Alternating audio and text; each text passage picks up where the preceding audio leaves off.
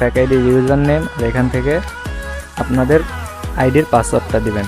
তো এখানে আইডির ইউজার নেম আর এখানে পাসওয়ার্ড, তো আমি দিয়ে দিচ্ছি, আপনাদেরকে দিয়ে দেখিয়ে দিচ্ছি।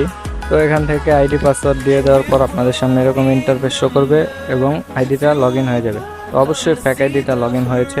তো এখান থেকে আপনারা দেখতে পারবেন, এখান থেকে আপনাদের Instagram like, Instagram follower, Instagram comment, Instagram views, তো এখান থেকে ইনস্টাগ্রাম শেয়ার, আপনারা সব কিছুই নিতে পারবেন একদমই ফ্রিতে। তো আমি ফলোয়ার নিয়ে দেখিয়ে দিচ্ছি, দেখতে পারবেন এখানে ফলোয়ার এই অপশনটাতে ক্লিক করবেন।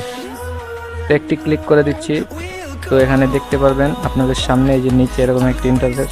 তো এইখানে আপনাদের এখন যা করতে হবে, আপনাদের রিয়েল আইডির ইউজার নেম দিতে পারবেন। তো অবশ্যই আপনাদের রিয়েল আইডিতে ফলোয়ার বাড়ানোর জন্য এখানে রিয়েল আইডি ইউজার নেমটি দিবেন। তো একটা জিনিস খেয়াল রাখবেন, ফেক আইডি দিয়ে লগ ইন করবেন এবং রিয়েল আইডিতে ফলোয়ার নেবেন।